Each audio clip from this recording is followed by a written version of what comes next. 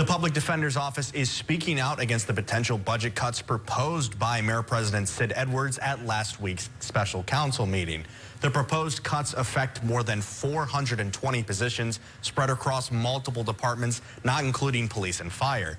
News 2's Destiny Beasley tells us why the department says this can hurt them. No one wants a public defender until they need a public defender. When you need a public defender, you need a public defender, and you need a public defender that is adequately resourced. East Baton Rouge Chief Public Defender Kyla Romanach says her agency is already short-staffed and their services are essential to the parish. Reductions in the workforce is after Mayor-President Sid Edwards announced his proposed budget cuts to city parish departments. Romanach says initially she thought she would get a fair cut along with other agencies until she actually took a look at the budget.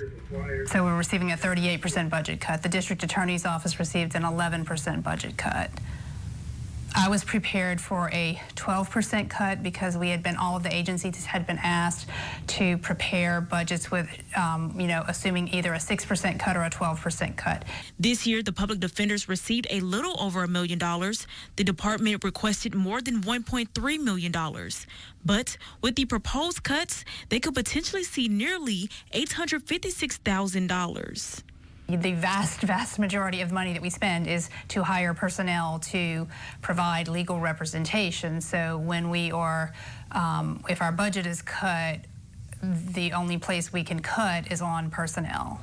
Romanach says everyone who walks inside this building, from defense attorneys to secretaries, are dedicated in providing the best and fair representation possible. However, if those proposed cuts were to go through, she says it won't just affect those working, it'll weaken the community's access to justice.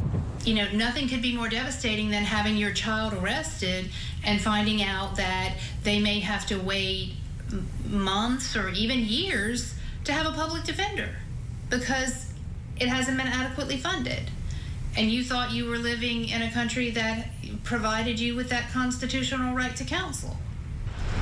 With a scarce staff, Romanach says not only can it create a backlog in the court system, but it leaves the DA's office limited. They can't prosecute if there are not public defenders on the other side.